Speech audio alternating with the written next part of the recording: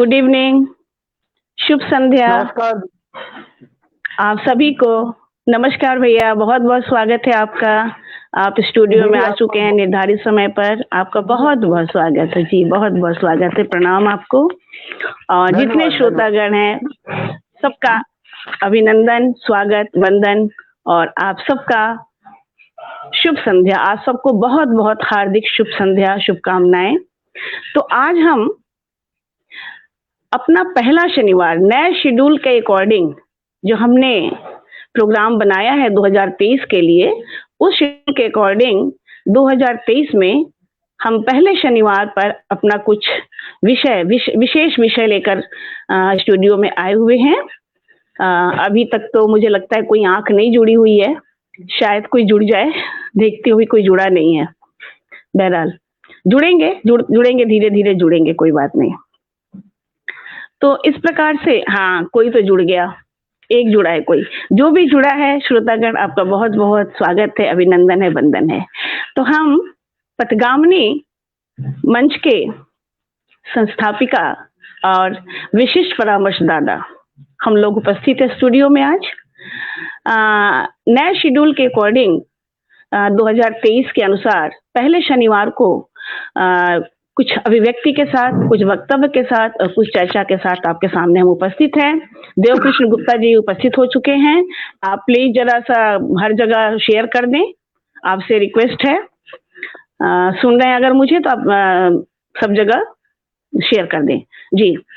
तो उसके अकॉर्डिंग हालांकि हमारे स्टूडियो से, हमारे पथगामिनी से 2 साल से अभिव्यक्ति का काम होता रहा है, वक्तव्य का होता रहा है, चर्चाएं होती रही हैं, विशेष अवसरों पर, विशेष विषयों पर बड़े बड़े विद्वान आते रहे हैं। लेकिन अब हमने एक शेड्यूल बनाया है, नियम बनाया है कि हर शनिवार को किसी न किसी विषय पर हम चर्चा करेंगे, वक्तव्य देंगे।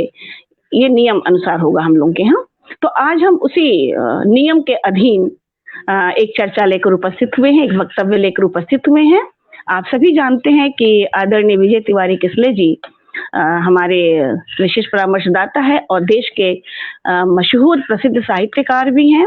आप विभिन्न संस्थाओं से जुड़े हुए हैं, विभिन्न साहित्यकारों से जुड़े हुए हैं। आप जबलपुर से हैं और किसी परिचय के मोहताज आप नहीं हैं, इसलिए मुझे बहुत ज्यादा आपके परिचय देने की जरूरत नहीं है, क्योंकि सभी लोग आपको जानते हैं और जबलपुर से तो आप बहुत ही विशेष स्थान रखते हैं पूरे देश में, पूरे समाज में, सभी जानते हैं आपको। तो मैं बताऊं कि आज का जो विषय है, वर्तमान परिप्रेक्ष्य में साहित्य की भूमिका। मैं मुक्तिबोध की 2 पंक्तियों से शुरू करना चाहूंगी। जो है उससे बेहतर चाहिए, पूरी दुनिया को साफ करने के लिए मेहतर चाहिए। तो जो साहित्य है वो हमारे समाज का दर्पण है, ये सभी जानते हैं।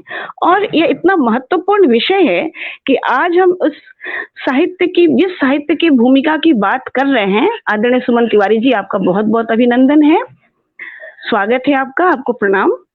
जिस साहित्य की भूमिका की हम बात करने के लिए आज यहाँ बैठे हैं, वह समाज में समय समय पर इतिहास को आईना दिखाता है। समाज में जब कभी हम पीछे की बात करते हैं या इतिहास को कुरीदते हैं, तो उस समय का साहित्य ही हमें दिखाई पड़ता है, बताता है, दिखाता है, आईना दिखाता है कि क्या समाज में चल रहा है और क्या चलना चाहिए और क्या चल रहा था। हालांकि साहित्य लोक मंगल की भावना से को प्रदर्शित करता है और आप सभी जानते हैं कि वर्तमान समय बहुत आपाधापी वाला है। पारस्परिक प्रतिस्पर्धा और आगे निकल जाने की होड़ ने निश्चित रूप से सृजन को प्रभावित किया है, ये हम सब जानते हैं। रेणु राय जी, आपका बहुत बहुत स्वागत है। भैया आपका शायद वो ब्लिंक कर रहा है, क्लियर नहीं है आपकी पिक्चर, कुछ हो गया है तो आप जी अब आ गए, ठीक है। तो निश्चित रूप से सृजन की प्रक्रिया को हमारे समाज की आपाधापी ने, स्वार्थपरता ने और प्रतिस्पर्धा ने प्रभावित किया है। तो जो ये व्यक्तिवादी सोच है आज के समय की, उसी को प्रश्रय दिया है। आज हम बात करेंगे कि वर्तमान समय में साहित्य की क्या भूमिका है। आज साहित्य का सृजन भी हो रहा है, बहुत हम देखते हैं कि काफ़ी नए-नए साहित्यकार उभर कर आ रहे हैं और उसी चर्चा को लेकर हम यहाँ बैठे हुए हैं। इसमें हमको देखना ये है, मुख्य रूप से आज हम 5 बिंदुओं पर बातचीत करना चाहेंगे कि साहित्य विद्यार्थियों के भविष्य को उज्जवल बनाने में कितना महत्वपूर्ण स्थान रखता है। जी, आदरणीय किसले भैया, आपका स्वागत है।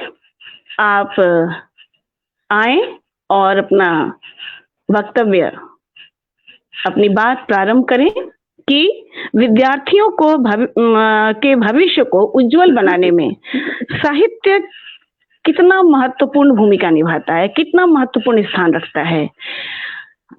पहले मैं गुजारिश करूंगी रेणु मैडम से और देवकृष्ण गुप्ता से कि विभिन्न जगहों पर आप इसको शेयर कर दें ताकि हमारे श्रोतागण जुड़ जाएं। और जो भी श्रोता जुड़े हैं, जितनी आंखें मुझे दिख रही हैं, 4 आंखें, आप सभी का बहुत बहुत अभिनंदन है, स्वागत है। अब मैं भैया को आग्रह करूंगी कि आए और आज के विषय पर अपने विचार रखें और चर्चा को आगे बढ़ाएं, अपनी बात आगे रखें। जी भैया, स्वागत है आपका, आइए। पहले दीदी आपको बहुत बहुत नमस्ते और बहुत बहुत अभिनंदन। साथ में जितने भी यहाँ श्रोता इस कार्यक्रम को देख रहे हैं, मैं सभी का अभिनंदन करता हूँ, सभी को नमस्कार करता हूँ। जैसा कि दीदी ने अभी बताया कि वर्तमान परिप्रेक्ष्य में साहित्य की भूमिका, ये विषय अपने आप में ही बहुत ज्यादा महत्वपूर्ण है। बिना साहित्य के हमारा जीवन अधूरा है और इस अधूरे जीवन को पूर्णता प्रदान करने के लिए हमें साहित्य से संबद्ध होना ही पड़ेगा। साहित्य एक ऐसा माध्यम है जनमानस के लिए, समाज के लिए, कि वो भूत, वर्तमान और भविष्य तीनों ही तथ्यों को प्रभावित करता है। यदि भूतकाल के साहित्य को यदि हमने अनुभव ना किया हो या ना करें और उसको ना जाने, तो हम वर्तमान को ढंग से नहीं जी सकते। और वर्तमान के साहित्य को यदि हम अच्छे से नहीं समझ पाएंगे तो हमारा भविष्य का कोई ठिकाना नहीं है कि हम भविष्य में कहाँ पहुंचेंगे और हम किस तरह से अपना विकास, प्रगति और अपने संस्कारों में परिवर्धन करेंगे। जैसा कि हम सभी जानते हैं कि हमारा जो हिंदी साहित्य है, हिंदी साहित्य से मेरा आशय निश्चित रूप से बहुत व्यापक है। हम अपने प्राचीन ग्रंथों, जिस तरह की वेद हैं, 4 वेद हैं, पुराण हैं, कालिदास जी का साहित्य है या तुलसीदास जी का साहित्य है, जितने भी ग्रंथ हैं निश्चित रूप से वो साहित्य का ही रूप हैं ये। और इनमें जो भी लिखा हुआ है उसे प्रेरणा प्राप्त करके ही हम अपने संस्कारों को, अपनी संस्कृति को, अपने धर्म को, अपने समाज को आगे बढ़ा रहे हैं। चूंकि दीदी ने सबसे पहले ये प्रश्न विद्यार्थियों के भविष्य की बात की है, तो पहले मैं इस विषय पर कुछ चर्चा करना चाहूंगा। इसके बाद में मैं एक समग्र रूप से मैं अपना अभिलेख मैंने लिखा है उसको मैं आप लोगों के सामने रखूंगा। तो सबसे पहले मैं यही बताना चाहूंगा, विद्यार्थियों के भविष्य के उज्जवल बनाने के लिए साहित्य क्यों आवश्यक है। तो हम बता दें कि जो बच्चों के अभिभावक रहते हैं, जो शिक्षक रहते हैं, जो उनके माता पिता रहते हैं, वो सभी साहित्य की जानकारी रखते हैं। उन्होंने साहित्य अच्छी तरह से जिया होता है।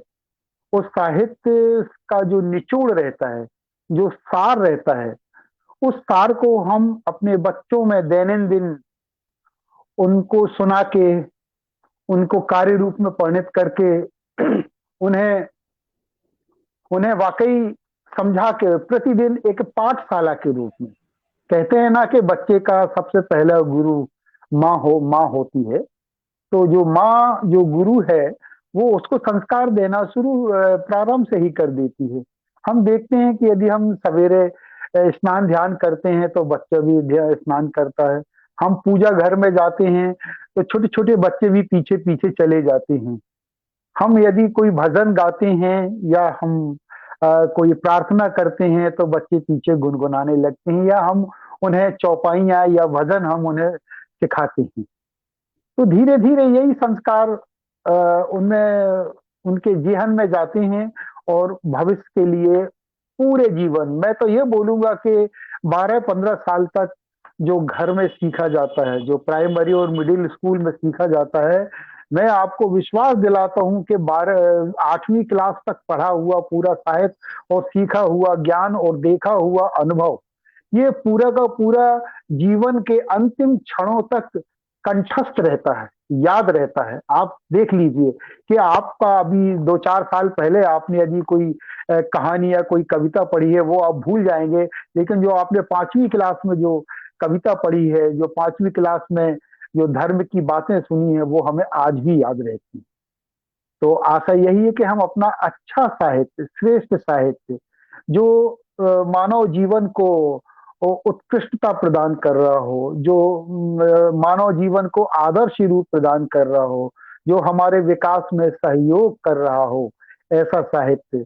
और ये साहित्य हमारे आसपास के परिवेश में आसपास उपलब्ध रहता है।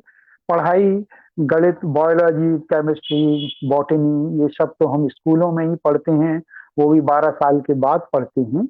लेकिन जो हम जो सीख लेते हैं, जो जिसे हम साहित्य की बात कर रहे हैं, ये साइंस है। साइंस भी साइंटिफिक एक साहित्य है, लेकिन मैं साहित्य का आशय जो चरित्र का निर्माण करे, जो संस्कृति को आगे बढ़ाए, जो संस्कार को ढाले, मैं आज इस विषय पर हम बात करना चाह रहे हैं।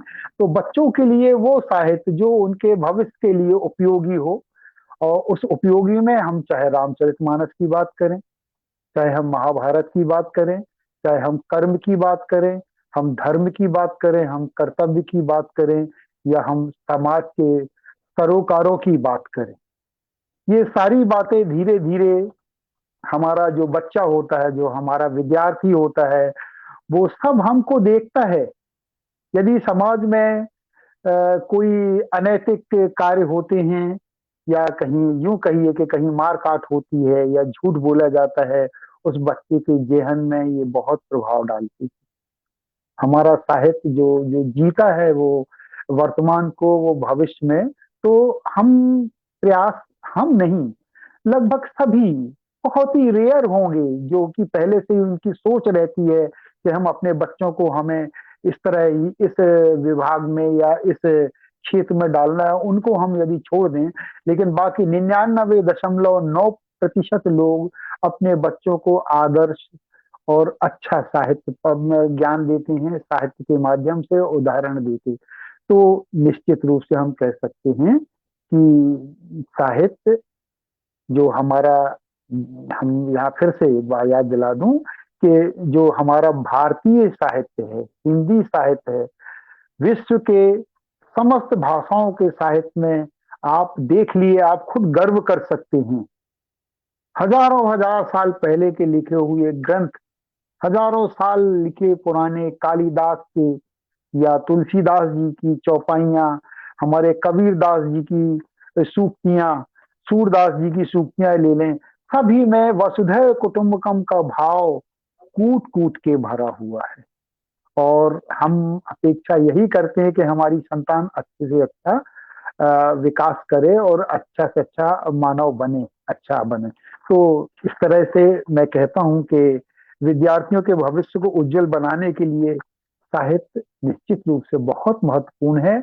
और आज के अभिभावकों को चाहिए कि वो आज भी ये जो अंतर्जाल, जो इसके माध्यम से जो साहित्य उपलब्ध कराया जाता है, निश्चित रूप से मैं आपको कहना चाहूंगा कि ये आधा अधूरा साहित्य होता है। एक व्यक्ति कुछ फेसबुक में डालता है, दूसरा व्यक्ति नेट में कुछ डालता है, तीसरा कुछ डालता है, आपको सही रूप से कुछ नहीं मिल पाएगा। आप हमारे प्रामाणिक ग्रंथों से पढ़िए, हमारे बुजुर्गों से पूछिए, उनने जो भोगा हुआ है, जो सत्य भोगा हुआ है वो वास्तविकता है, और बच्चों को उसके ही करीब आने दीजिए। तो दीदी, ये आपका पहला जो प्रश्न है ये था। इस पे आप कुछ यदि कुछ और अपना समर्थन दें, कुछ बोले, इसके बाद आपका आदेश होगा तो मैं ये अभिलेख को आगे पढ़ूंगा। दीदी। जी जी भैया जी, नहीं बहुत बढ़िया रहा। ये तो बिल्कुल सच आपने बताया कि विद्यार्थी का भविष्य, भूत, वर्तमान सब कुछ साहित्य में समाया हुआ है, इसमें कोई शक नहीं है, और बहुत ही सारगर्भित शब्दों में आपने समझाया। इसी बात को आगे बढ़ाते हुए हम ये जानना चाहेंगे कि जो समाज की सद्भावना है, संस्कृति है, उसको पीढ़ी दर पीढ़ी आगे बढ़ाने में साहित्य किस प्रकार सहायक है? हालांकि आपने बहुत कुछ बताया है, लेकिन फिर भी मैं चाहूंगी संक्षिप्त इसका थोड़ा सा आप दें। दीदी, जैसे मैं बात तुलसीकृत रामायण से ही मैं शुरू करता हूँ कि प्रात समय उठ के रघुनाथा, मात पिता गुरु नावही माथा। देखिए, ये एक अर्धाली है, चौपाई की एक है, ये एक पंक्ति है, ये दो पद हैं इसके। तो आप देखिए, इसमें सद्भावना, और ये बिल्कुल निश्चित रूप से बताया गया है कि रामचंद्र जी सवेरे उठ के माता पिता के पैर छूते थे, है ना। तो यदि हम ये साहित्य यदि ये रहेगा तो हम अपने बच्चों को ये संदेश दें कि हमें अपने माता पिता का आदर करना चाहिए। पैर छूने का मतलब ये नहीं है कि जाके हमने पैर छूने का मतलब ये है कि हमारा झुकना होता है। हमारे बड़े लोग हैं, उन बड़े बड़े जो हमारे बुजुर्ग हैं, जो हमसे ज्येष्ठ हैं, जो हमारे सम्माननीय लोग हैं, उनके निश्चित रूप से उनके सामने झुकना चाहिए, उनको प्रणाम करना चाहिए। तो ये तो देखिए एक आदर सम्मान की बात हुई। जहाँ आदर होता है वहाँ सद्भावना भी होती है दीदी जी। और जहाँ जी जी जी और फिर हम बात करें संस्कृति की, तो हम दूसरी तरफ हम माइक थोड़ा डिस्टर्ब कर रहा है, आवाज आ रही है। तो जी, तो जहां तक हम महाभारत की बात करें, और महाभारत की बात करें तो आप देखिए कि महाभारत पूरी तौर से धर्मेंद्र नाथ तिवारी जी जुड़े हुए हैं, मैं बहुत बहुत अभिनंदन करता हूँ। मैं महाभारत की बात करूं तो ये कर्म का, बिल्कुल कर्म पर आधारित ग्रंथ है, पूरा धर्म पर आधारित ग्रंथ है। कर्मण्येवाधिकारस्ते मा फलेषु कदाचन। तो हम यदि कर्म करेंगे और अच्छे कर्म करेंगे हम, तो निश्चित रूप से हम आगे बढ़ेंगे। और रही संस्कृति की बात, तो महाभारत जैसे ग्रंथ में यदि हम संस्कृति की बात करें, एक एक चीज कर्म पर आधारित है, एक एक चीज प्रेम पर आधारित है, एक एक चीज रिश्तों पर आधारित है, अपने अपने सिद्धांतों पर आधारित है। हम अनैतिक सिद्धांत हम कह सकते हैं, लेकिन यदि हम उनकी जगह बैठ के देखेंगे, हम परम पूज्य भीष्म पितामह की बात करें, तो हमारे मन में आता है कि ये क्यों वहां पर सभा में बैठे हुए चीरहरण देख रहे थे। नहीं, हम पहले उनके स्थान पर जाके देखे कि वो किन वचन से बद्ध थे, किन वचनों के अधीन उन्होंने किया था, तो ये उनके क्या सिद्धांत थे। आपने देखा है कि प्राण जाए पर वचन न जाए, रामचरितमानस में लिखा है। अब उन्होंने वचन दे दिया कि मैं आपको 2 वचन दूंगा कैकई को। यदि उन्होंने बोल दिया पिताजी कि मैं ऐसा करूंगा, तो उस पर वचनबद्ध होते थे पुराने जमाने। तो ये जो वचनबद्धता है, ये जो संस्कृति है, जो सद्भावना है, उनकी जगह हम देखें, लेकिन उन्होंने संदेश जरूर दिया है कि हमने कमिटमेंट किया है तो प्राण जाए, लेकिन मैं अपना कमिटमेंट पूरा करूंगा। उसमें एक विश्वास भी होता है। युद्ध देखिए, युद्ध सूर्यास्त तक ही होता है। जैसे सूर्यास्त होता था, एक शंख बजता था, उसके बाद में दूसरे खेमे, विरोधी खेमे में भी लोग आग पहुंच जाते थे। तो ये क्या है? ये वचनबद्धता है, नियमितता है। ये धोखा नहीं है आज जैसा, ये छल नहीं है आज जैसा, आज जैसा दुर्भावना नहीं है। दुर्भावना पहले भी होती थी, सैद्धांतिक दुर्भावना होती थी, लेकिन वैसा नहीं है जैसा उस जमाने में त्रेता युग में हुआ करता था, द्वापर में हुआ करता था, सतयुग में हुआ करता था। तो ये जो संस्कृति है ये हमें कहाँ से प्राप्त होगी? हमें संस्कृति साहित्य से ही प्राप्त होगी। सद्भावना की बात हम कहाँ से करेंगे?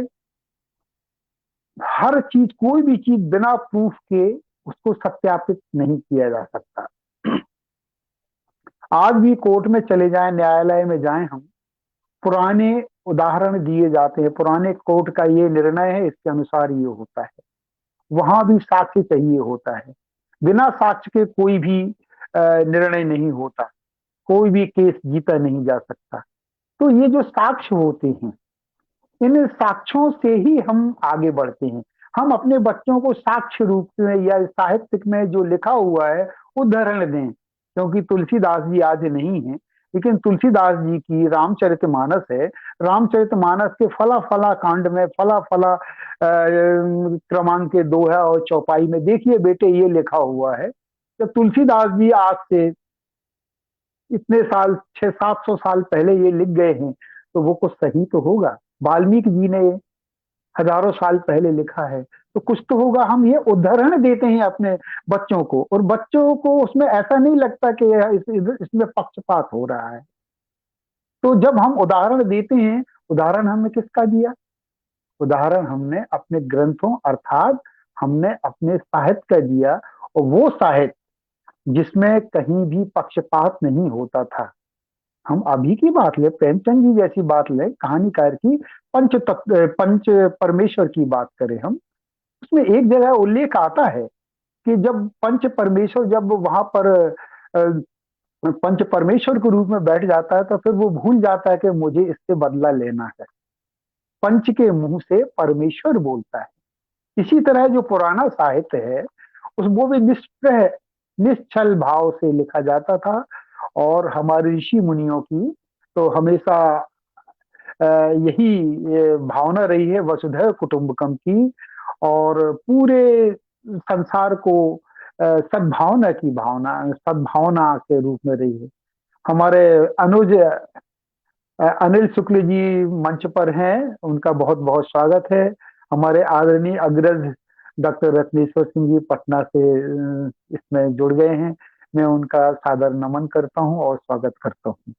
तो मेरा आशा यही था कि हम पुराने उदाहरण देते हैं, साहित्य है वो हमारा जिससे हम बताते हैं, तो वहां निष्प्रय भाव से, निश्चल भाव से ये लिखा जाता है, लिखा गया है हमारा साहित्य, और उसका उदाहरण देने से हमारे बच्चों में विश्वास उत्पन्न होता है कि हाँ आप सही बोल रहे हैं, और उनको उनका वो अनुकरण करना चाहते हैं, और जो अनुकरण करते हैं वो आदर्श बनते हैं। जो उच्छृंखल या जो उनको नहीं मानते, निश्चित रूप से उनका उतना विकास हो ही नहीं सकता। बिना आदर्श के, बिना सत्य के, बिना कर्म के कोई भी व्यक्ति आगे नहीं बढ़ता, और यदि बढ़ता है तो वो शॉर्टकट होता है। वो छोटी पगडंडी जो होती है, रास्ता जो शॉर्टकट होता है, और ये चीजें मैं कहना यही चाहूंगा कि बरसाती मेढक जैसे होते, कुछ समय के अल्पकालिक होती हैं। यदि दीर्घजीवी कालजयी बनना है, अपने आप को जीवन भर आपको आदर्श रूप प्रमाणित करना है, तो मैं यही कहना चाहूंगा कि हमें आदर्श पथ को ग्रहण करना चाहिए। तो दीदी ये है आपके दूसरे प्रश्न का जवाब। मैं चाहता हूं कि पहले जो बाकी चीजें बच जाएंगी, मैं आलेख पढ़ना चाह रहा था दीदी, यदि अनुमति दें तो। जी भैया बिल्कुल। मैं स्वागत है आपके आलेख का। उसके पहले मैं जरा कुछ लोगों का को स्वागत कर दूं। आदरणीय बड़े भाई रत्नेश्वर सिंह सर जुड़ गए हैं। बहुत दिनों बाद आपके आगमन को मैं तहे दिल से स्वागत करती हूँ। 9 वर्ष की बहुत बहुत शुभकामनाएं आपको। आदरणीय धर्मेंद्र नाथ तिवारी जुड़ गए हैं, और रत्नेश्वर सर कह रहे हैं कि बहुत सार्थक और सारगर्भित उद्बोधन हो रहा है। और धर्मेंद्र जी कह रहे हैं कि धार्मिक ग्रंथों से प्रसंग के माध्यम से सुखमय जीवन की कला बहुत खूब। अनिल शुक्ला जी कह रहे हैं बहुमूल्य प्रसंग एवं अत्यंत ज्ञानवर्धक है। बहुत सुंदर, सबने बड़ी अच्छी टिप्पणियां की हैं। सर अपना आप आलेख प्रस्तुत करें। मैं चाहूंगी कि आप आलेख अपना प्रस्तुत करें। जी स्वागत है, स्वागत है। मेरी एक अभिलाषा है दीदी के रत्नेश्वर, डॉक्टर रत्नेश्वर सिंह जी हैं, वो निश्चित रूप से जुड़े रहें और मेरे इस आलेख को पढ़ें।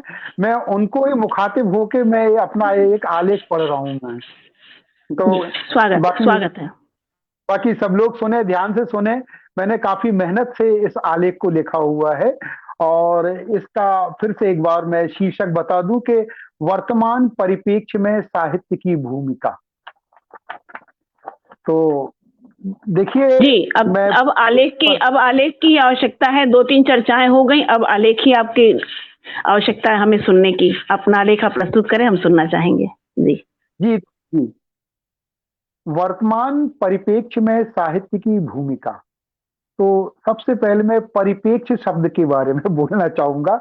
सर्वप्रथम परिप्रेक्ष्य शब्द के बारे में बता दूं कि किसी विषय, समाज, वस्तु आदि पर किसी चीज के बारे में सोचने के तरीके का वर्णन, या यूं कहें कि इनसे संदर्भित लोगों के क्या दृष्टिकोण हैं, विशेष रूप से मूल्यांकन करना होता है। वर्तमान शब्द से हम सभी का आशय अपने समाज, प्राणियों, देश काल तथा जन चेतना से है।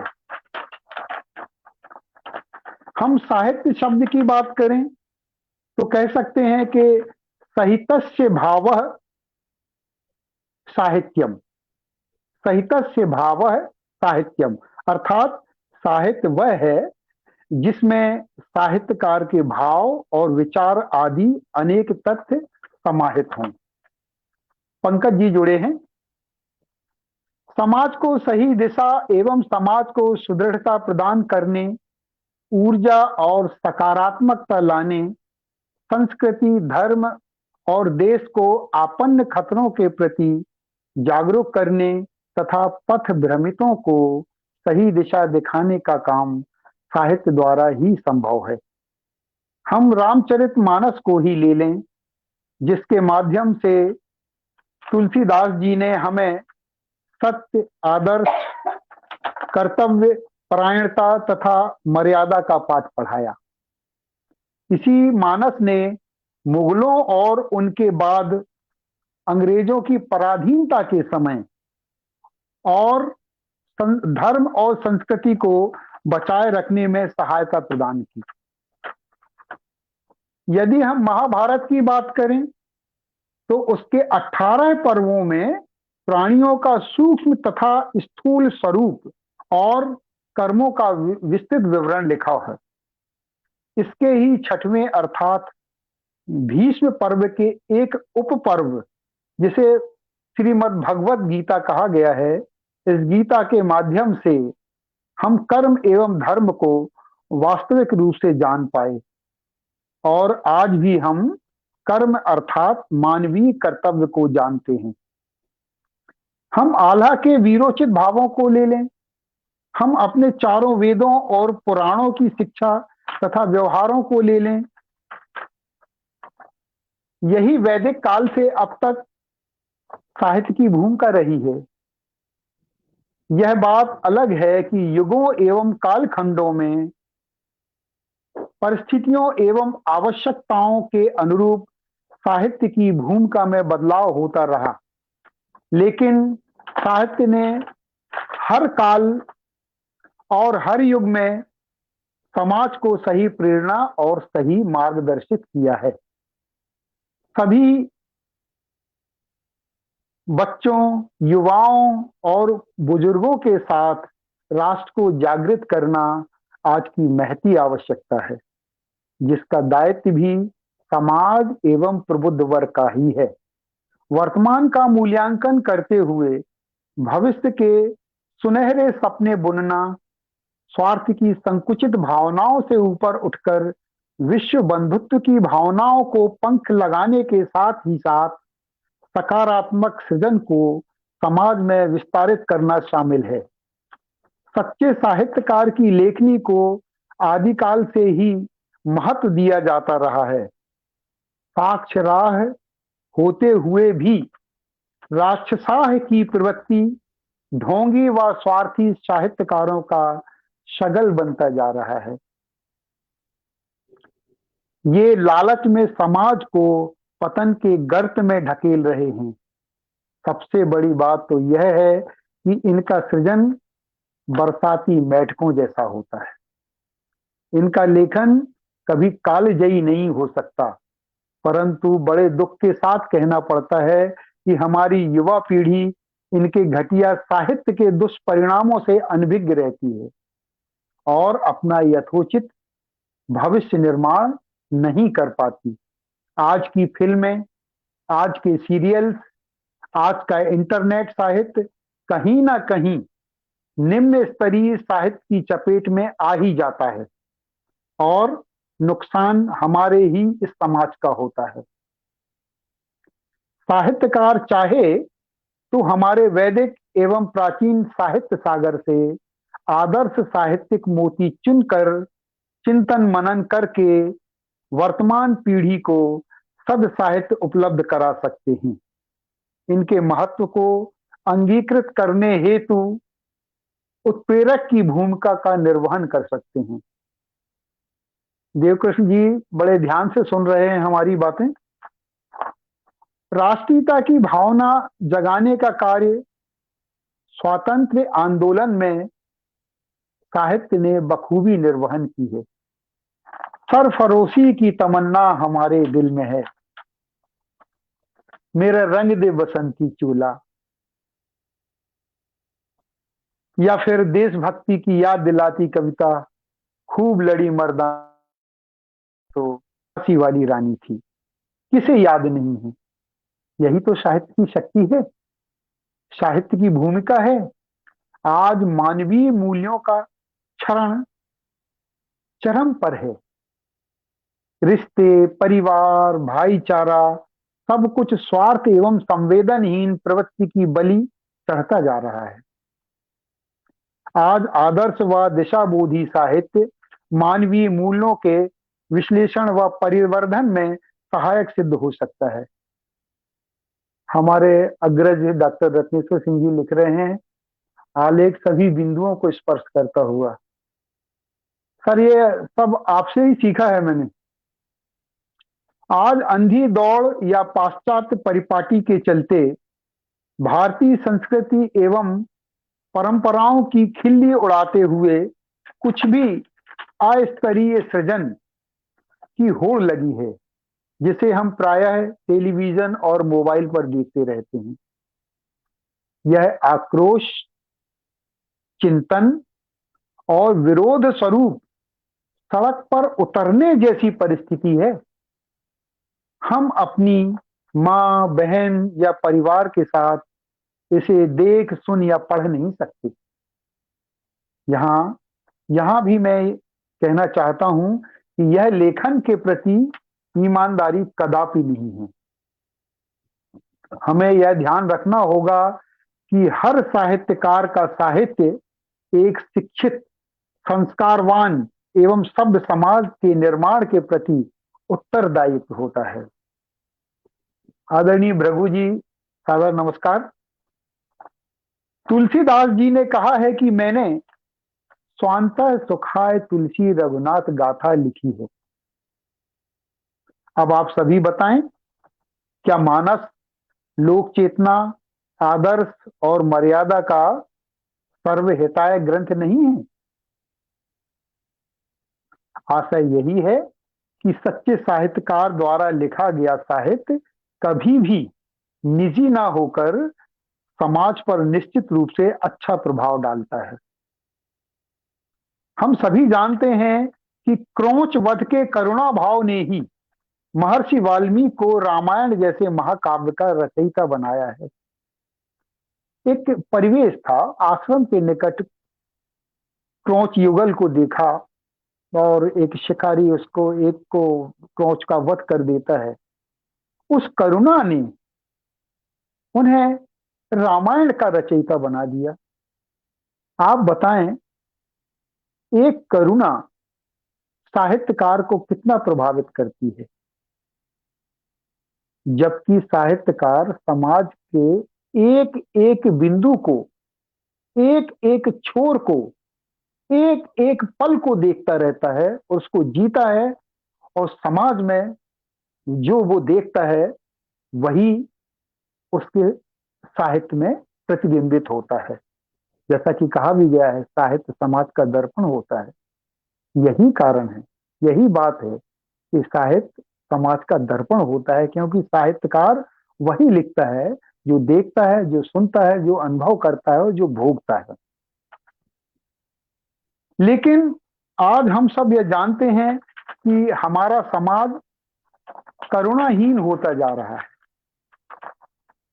आज आप देख लीजिए, हम यदि रास्ते में जा रहे होते हैं, यदि कोई एक्सीडेंट से कोई गिर जाता है, या कोई ऐसा वृद्ध है जो सड़क पार नहीं कर पा रहा है, तो भी हम नजरअंदाज करके, कहीं हम ऑफिस के लिए हमें लेट ना हो जाए, देर ना हो जाए, तो मैं इन सारे लोगों से मैं कहना चाहता हूं, जब आप बुजुर्ग हो जाएंगे और जब आपको ये घटना याद आएगी, तो आप अपने आप को कभी माफ नहीं कर पाएंगे कि मैंने उस तड़पते हुए व्यक्ति को छोड़ के मैं अपने कार्यालय के लिए गया था। मैं, मानव का कर्तव्य क्या होता है?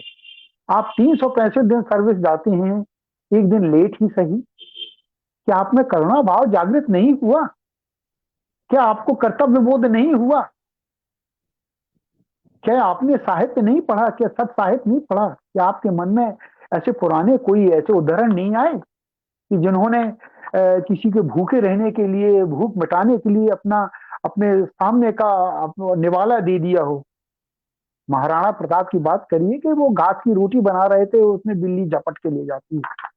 कैसे कैसे बहुत सारे उदाहरण हैं। ये वक्त उदाहरण सभी जानते हैं, केवल मैं अपनी बात पर मैं आगे बढ़ूं तो मेरा मतलब ये है कि इतना करुणाहीन होता जा रहा है हमारा ये समाज कि नई पीढ़ी को उचित दिशा देना भी साहित्य ही बस की बात है।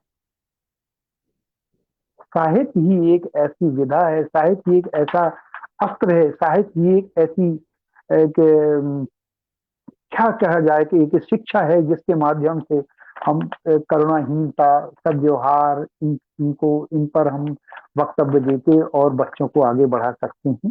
तो भूतकाल से प्रेरणा लेना, वर्तमान का सच उजागर करना, भविष्य को दिशाबोध कराना ही साहित्य का पुनीत कार्य है। क्योंकि साहित्य के विषय में कहा भी गया है कि साहित्य का मूल तत्व ही सबका हित साधन है। हित साधना ही साहित्य है। हम अपने समाज का, अपने मानव समाज का यदि हित करें तो यही तो साहित्य है।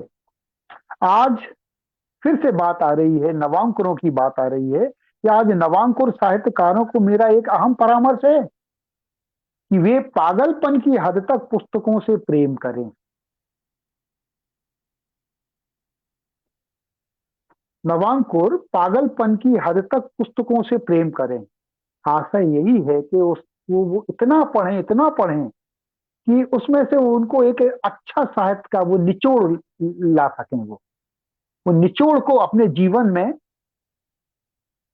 आत्मसात कर सकें।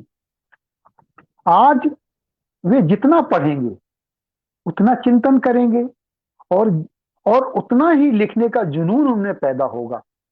जब चिंतन नहीं करेंगे, जब वो पढ़ेंगे नहीं, तो वो क्या लिखेंगे? उन्हें वो विधा ही नहीं मालूम कि हमें क्या लिखना है, अच्छा लिखना है, बुरा लिखना है। जब हम पुराना साहित्य पढ़ेंगे तो उन्हें लगेगा कि आदर्श हमें लिखना है। तो लेखन में एकाग्रता बहुत महत्वपूर्ण होती है,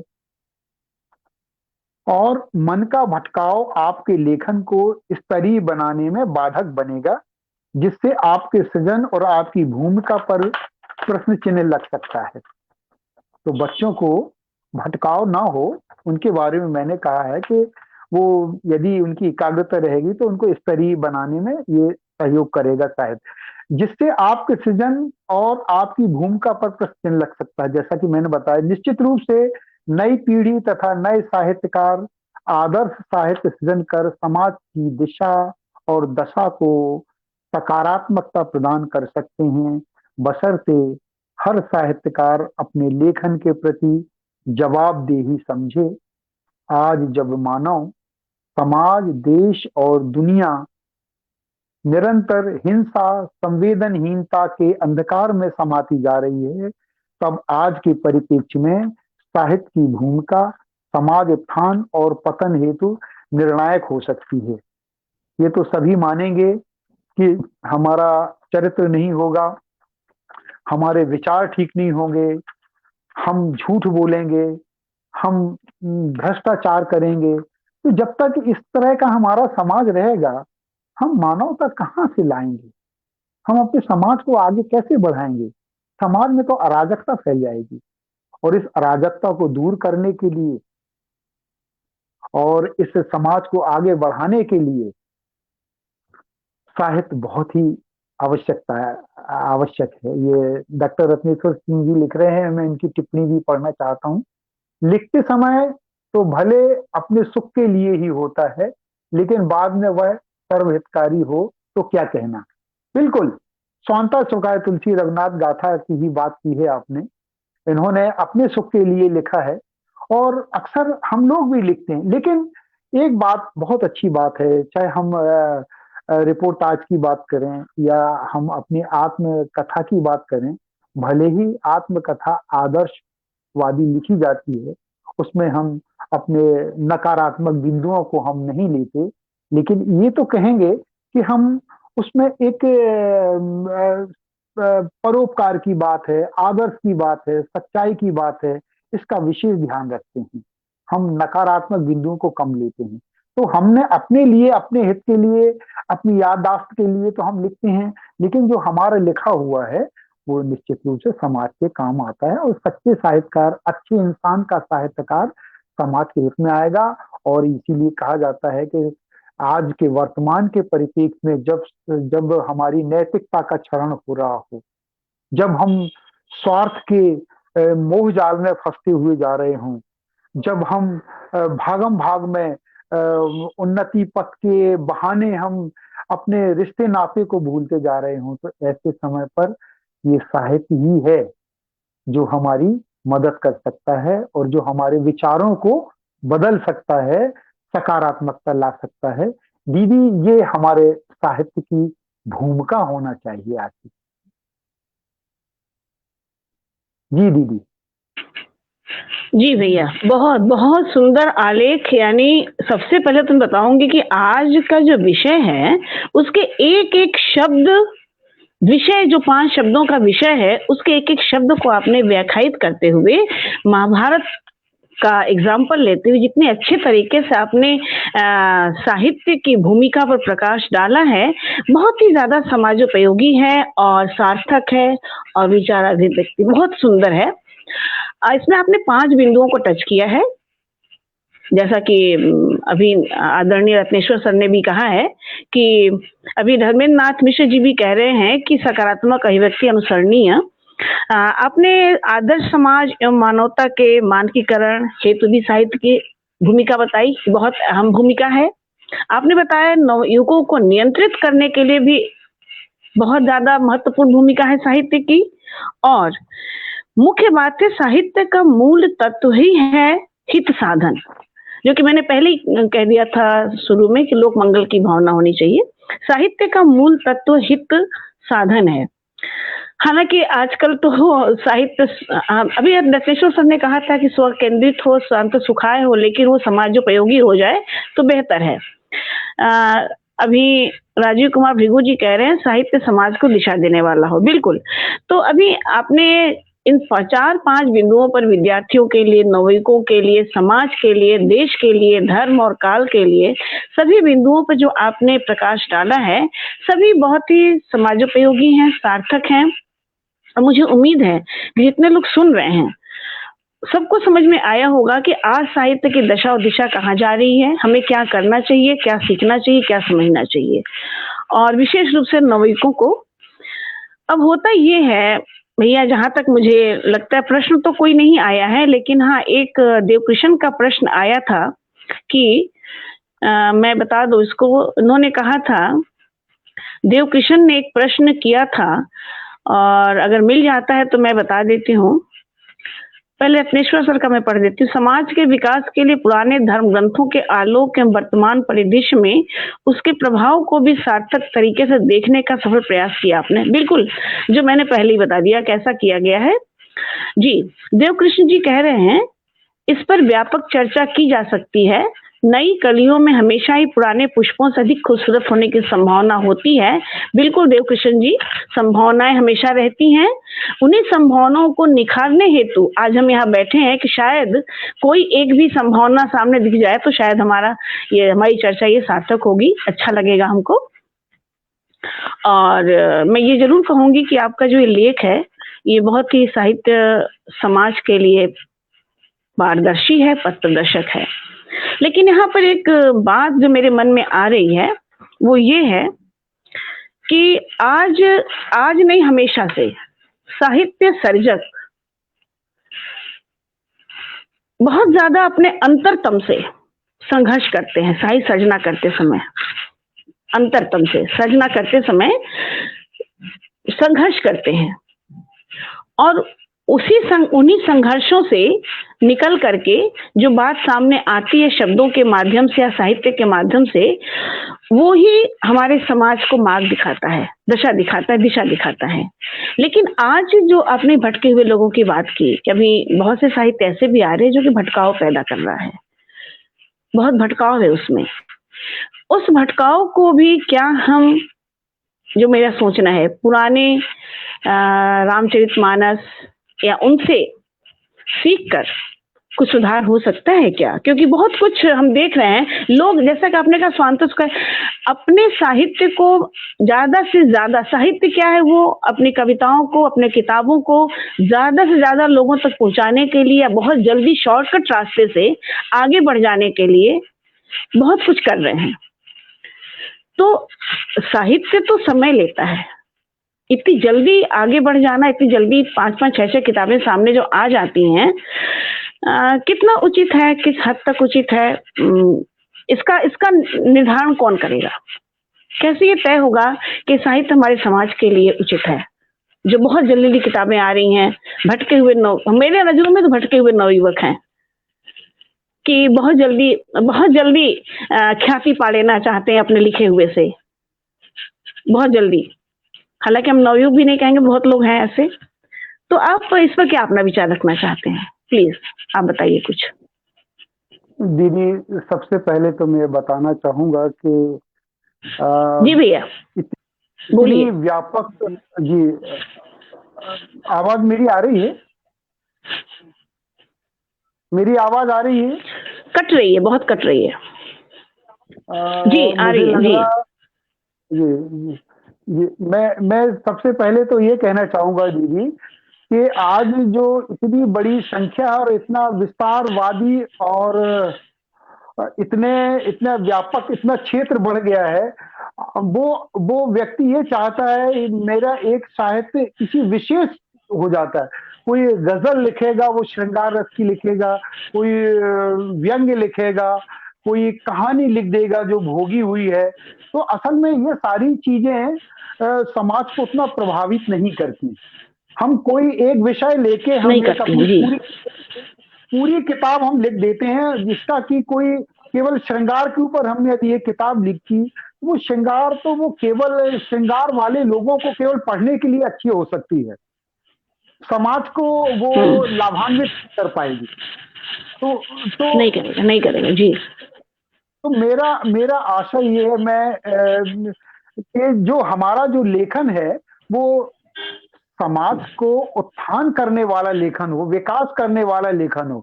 और हम ये जो लेखन है, हम सर्वकालिक लेखन नहीं लिख पाते। यदि आज सुनामी आ जाती है तो हम सुनामी पर 2 कविता लिख देते हैं।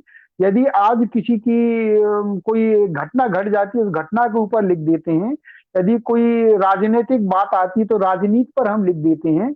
इन पर केवल एक ही बात आएगी, वो हमारे समाज पर उतना प्रभाव नहीं डालेगी।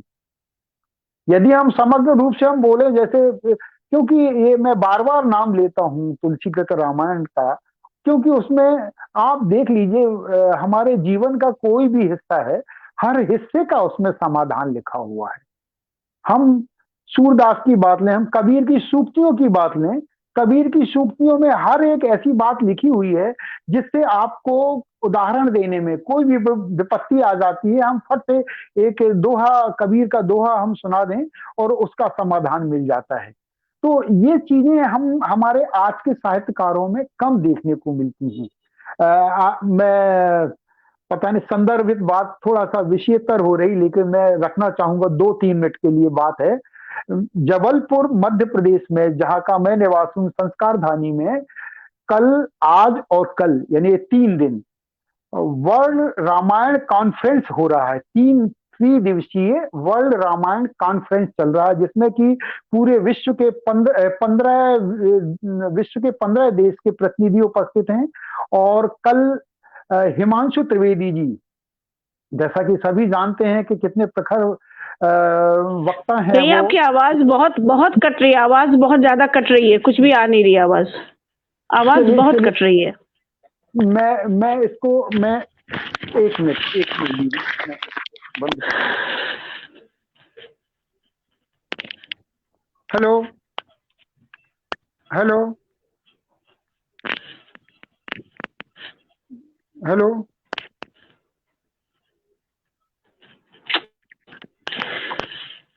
भैया, आपकी आवाज बहुत कट कट के आ रही है, बिल्कुल आवाज नहीं आ रही है।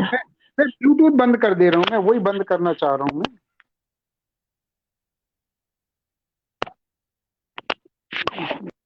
ब्लूटूथ बंद कर दे रहा हूं मैं, तो उससे आने लगेगी आवाज।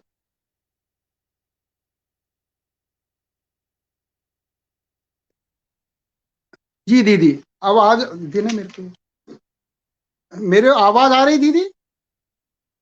हेलो हेलो हेलो, मेरी आवाज आ रही क्या आपको?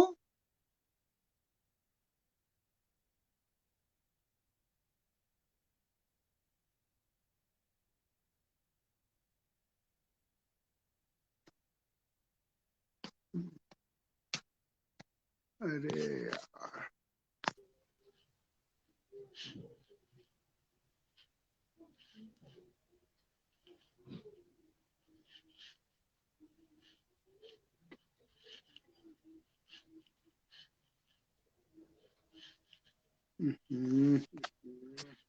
कोई आवाज ही नहीं आ रही है। आ रही दीदी, आपकी आवाज आ रही है। 1 मिनट, अच्छा, 1 मिनट बस, मैं ठीक है, कुछ गड़बड़ हो गया है।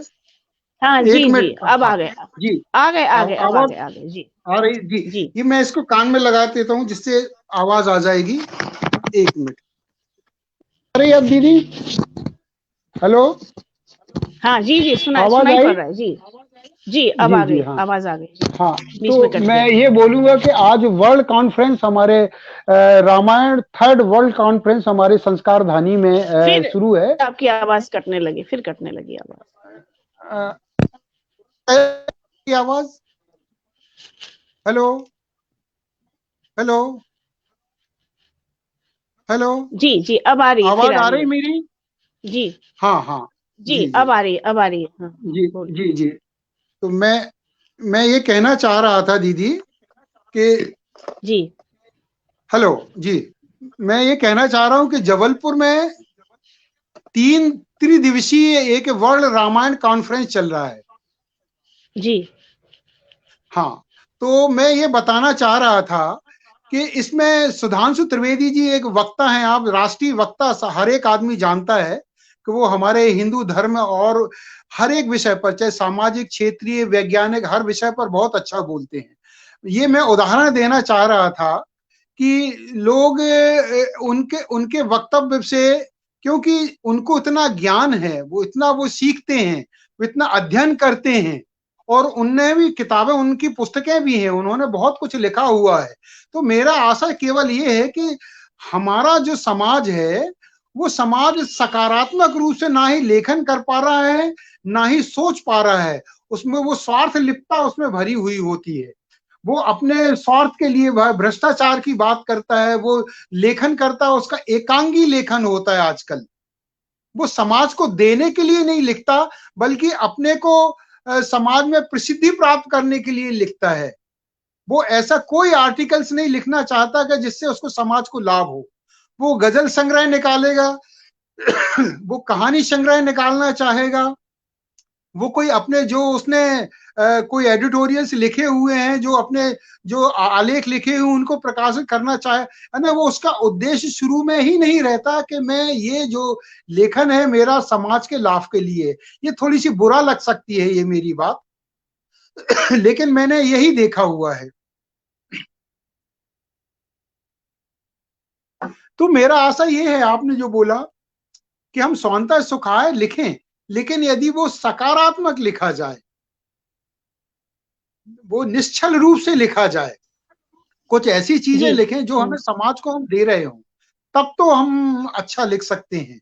और जो लेखन की जो बात, आप फिर से मैं वही रिपीट कर रहा हूं कि लेखन को हमें व्यापक दृष्टिकोण से लिखना पड़ेगा दीदी।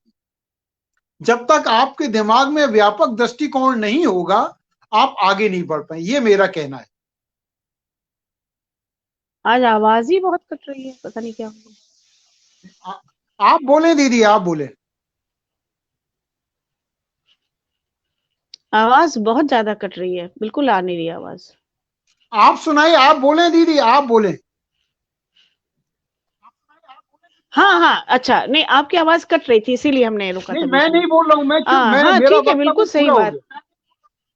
अच्छा, हाँ जी जी जी, ठीक है, बिल्कुल सही आप कह रहे हैं। इसमें कोई दो राय नहीं है कि कोई उद्देश्य लेकर नहीं लिख रहे हैं सब लोग, और यही एक सबसे बड़ा समाज का ड्रॉबैक है कि कुछ खास नहीं हो रहा है। जैसा कि अभी रेणु जी भी लिख रही हैं इस बात को, और राजीव कुमार भृगु जी भी लिख रहे हैं कि आज की परिस्थिति को देखते हुए लगता है कि साहित्य सृजन सामाजिक लाभ के लिए कम, लोक पहचान बनाने के लिए ज्यादा लिखे जा रहे हैं। और ये बात हम बहुत देर से कह रहे हैं, शुरू से यही बात कह रहे हैं हम, कि केवल अपनी एक पहचान बनाने का इन लोगों ने हथियार बना लिया है, हम जाने जाएं, और बहुत शॉर्टकट रास्ते से बहुत जल्दी से जल्दी हमारी किताबें छप जाएं, बहुत जल्दी विमोचन हो जाए, बहुत जल्दी जल्दी सामने हम आ जाएं, और वाहवाही हो, तालियां बजें, बस। उसमें कोई ऐसी बात ना हो जो कि, जैसा क्या इतनी देर से चर्चाएं चल रही हैं, ऐसी कोई बात उसमें दिखाई नहीं पड़ती है, और इसकी ज्यादा आज जरूरत है। अभी धर्मेंद्र नाथ तिवारी जी लिख रहे हैं कि आजकल साहित्य लोकहित ना होकर व्यवसायीकरण होता जा रहा है, जिसमें सुधार लाने की जरूरत है। जी जी धर्मेंद्र तिवारी जी, बिल्कुल सही बात आप कह रहे हैं कि व्यवसायीकरण होता जा रहा है, इसमें कोई शक नहीं है। हम यहाँ ये कहना चाहेंगे कि एक समय था कि प्रकाशक छापने के लिए मांगते थे, प्रकाशित हमारा हरजाना वो देते थे, पारिश्रमिक देते थे। आज हम खुद जाते हैं प्रकाशक के पास, भैया इतना पैसा ले लो, जितना पैसा मांगते हैं देते हैं और छपवाते हैं। अभी इन्होंने कहा था, क्या देवकृष्ण जी ने, कि राजनीतिकरण हो गया है। आप कह रहे हैं सर कि निश्चल भाव से लिखा जाए, तो निश्चल भाव से लिखने के बाद भी किताबों को छपवाने में जो राजनीतिकरण हो गया है, वो साहित्य कहाँ रह गया है? मुझको तो नहीं लगता है कोई साहित्य रह गया है। ऐसा है क्या? जी भैया जी, आवाज नहीं जा रही। वो साहित्य रह गया है क्या? जी फिर से बोले, क्या बोल रहे हैं दीदी? आवाज कट गई थी, आप क्या बोलना चाह रही थी? जो इतनी देर से ये बात हाँ, हम बोलना ही चाह रहे थे कि जैसा कि धर्मेंद्र नाथ जी कह रहे हैं कि आजकल साहित्य लोकहित न होकर व्यवसायीकरण होता जा रहा है, जिसमें सुधार लाने की आवश्यकता है। सुधार लाने की आवश्यकता के उद्देश्य से ही ये बातचीत चल रही है, लेकिन क्या ये इसको साहित्य कहेंगे क्या, जो कि जिसमें लोक मंगल की कोई भावना नहीं है, केवल अपने पहचान पत्र हासिल करने के लिए लिखी जा रही है, किताबें छपवाई जा रही हैं। तो ये अभी जो परिस्थिति चल रही है समाज में हमारे, उसमें कैसे सुधार आएगा, प्रश्न ये उठ रहा है यहाँ पे। देखिए, जिसमें समाज कैसे नियंत्रण किया जा सकता है? जी देखिए, मैं फिर से वही बात दोहरा रहा हूं कि जिसमें समाज का हित ना हो वो साहित्य नहीं है, वो तो लेखन हुआ कि हम अपनी अभिव्यक्ति व्यक्त कर रहे हैं। वो आजकल जरूर डिवाइड कर दिए गया, सद साहित्य, सच्चा साहित्य, बुरा साहित्य, या ये जरूर बोला गया है। लेकिन मैं ये कहना चाहूंगा, साहित्य का मतलब ये है कि जिसमें समाज का हित हो। अब जब अभी मैं आदरणीय धर्मेंद्र नाथ तिवारी जी की बात से बिल्कुल 100% सहमत हूं कि उन्होंने लिखा है कि लोकहित का ना होगा और व्यवसायीकरण होता जा रहा है। तो व्यवसायीकरण क्या होना जा रहा है, यदि समय तो हो गया है, यदि इस विषय पे मैं जरूर मैं वो व्यवसायीकरण की बात मैं करना चाह रहा था, इस पे मैं ध्यान दिलाना चाह रहा था कि आजकल हम ये ऐसा साहित्य क्यों लिख रहे हैं जिसमें लोकहित ना हो। उसका सीधा सा कारण है कि हमारे मन में स्वार्थ लिप्सा भरी हुई है। हम सोचते हैं किसी ना किसी तरह से इस पर हमारी कोई फिल्म बन जाए, इस पर हमारा कोई फायदा हो जाए।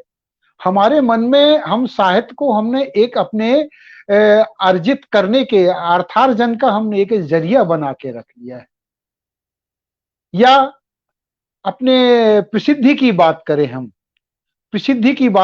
साहित्य के माध्यम से केवल और केवल हम प्रसिद्धि पाना चाहते हैं कि मेरे इतने ग्रंथ हो गए हैं, मेरी इतनी किताबें हो गई हैं, मेरी इतनी पुस्तक हो गई हैं, मेरा समाज का मेरा स्तर बढ़ गया है। जी जी। तो ये बात है दीदी कि हम हमारा खुद ही हमारा सोच हमारी बदल गई है। हम उसको निश्चल रूप से लिख ही नहीं सकते हम। और साथ में जहां तक आप बात करते हैं कि हमारे जो यदि हमने ऐसा कोई साहित्य लिखा जो समाज के हित वाला है, तो जो प्रकाशक वर्ग है वो कभी भी नहीं छापेगा हमारी हमारी वो तो पैसे देके ही हमें छपाना पड़ेगा। कोई भी आदमी नहीं, जिसमें उन्हें देखा उनका स्वार्थ नहीं है। एक फिल्म वाला आपकी स्क्रिप्ट तभी लेगा जब उसमें मिर्च मसाला दिखेगा, जब पाठक को मजा आएगा पढ़ने के लिए। आज तो ये बात हो गई है दीदी। जी दीदी।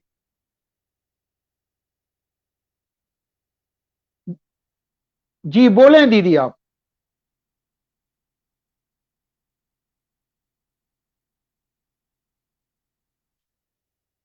आपकी आवाज नहीं आ रही है, शायद म्यूट है आपका।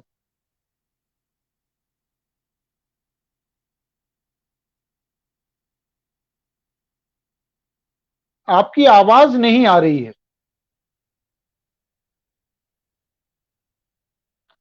दीदी, शायद नेट कुछ उनका प्रॉब्लम दे रहा है। इस बीच में अनीता प्रसाद जी की बात करना चाहूंगा कि इंटरनेट की वजह से पाठक नगण्य हो गए हैं। तो मेरा आशा ये साहित्य के पतन का ये साहित्य के पतन का एक कारण ये है कि पाठक नगण्य हो गए हैं साहित्य की। लेकिन मैं ये जरूर कहना चाहूंगा कि इंटरनेट के कारण नहीं है। नेट बिल्कुल साथ नहीं दे रहा आज। हाँ हाँ दीदी, मैं वही देख रहा हूँ। मैं ये कहना चाह रहा हूँ कि नेट के कारण नहीं है। साहित्य तो आपके घर में भी रखा है, आपके पड़ोस में भी रखा है, आपकी लाइब्रेरी में रखा हुआ साहित्य। तो साहित्य कोई नेट नेट पर भी साहित्य पढ़ा जाता है। लेकिन नेट पर मैं बार बार यही बताना चाहूंगा कि हमको एक लिंक है, थोड़ी सी बात है कि कुछ हम सतही तौर पर हम पहचान पाते हैं। यदि मूल मूल आलेख हो, पीडीएफ फाइल्स हो, उनके हैं वो बात अलग है। लेकिन मैं एथेंटिक बिल्कुल नहीं मानता। आपकी जानकारी भले ही मिल सकती है, लेकिन मैं 100% मैंने कभी नेट की जानकारी को सही नहीं माना है। मैंने आपको प्रिंट मीडिया से ही, प्रिंट में पढ़ना पड़ेगा आपको। ये आभासी दुनिया से आप उतना कुछ नहीं सीख पाएंगे। केवल जानकारी सतही तौर पर आपको जानकारी मिलेगी या दूरस्थ जानकारी मिल सकती है, रेयर जानकारी मिल सकती है, लेकिन में एथेंटिक जानकारी बहुत कम मिलेगी। आपको उसमें खुद ही तय करना पड़ेगा कि ये जानकारी एथेंटिक है या नहीं। आप देख लीजिए नेट उठा के। जी दीदी बोले दीदी आप।